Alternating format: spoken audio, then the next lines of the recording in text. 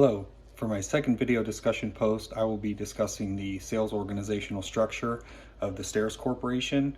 So we sell medical equipment and technologies for surgical and infection prevention markets.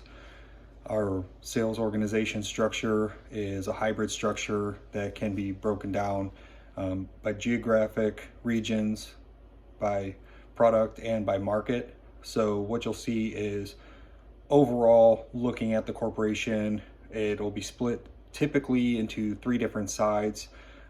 There's the surgical side of things, which sells the equipment for operating rooms. We have our infection prevention technologies for sterilization, and we also have our life sciences department, which handles the consumables as far as the liquid detergents and sterilizing solutions for the IPT market, which is a separate market itself. Those teams are broken down into field sales and inside sales. So we utilize a lot of telemarketing and emails.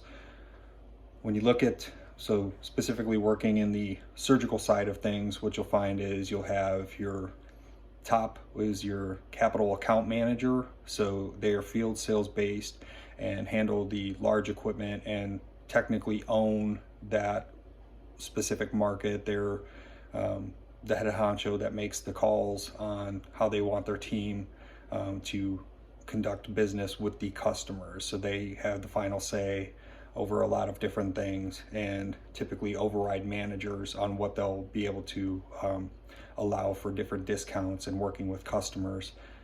Below them, it kind of branches off. They have a person who works on the inside sales team that develops their quotes and handles a lot of their inquiries, called a sales development specialist.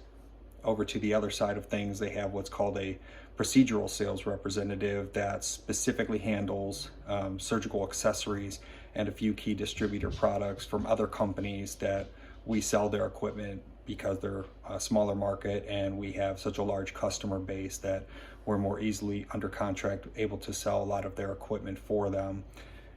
And the PSR at the bottom would have their inside sales representative, which sells the same things except for they are an inside based role and work out of telemarketing, and typically will contact customers and try to get appointments for the procedural sales representatives to go in and do demonstrations and set up trials for a lot of these distributor products that are a little bit that are more slowly moving products and will have a longer sales cycle.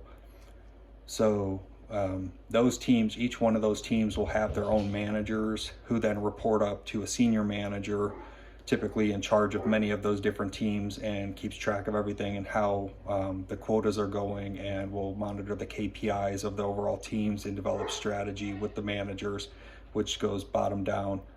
The senior managers then answer to the national sales managers who will handle multiple different regions.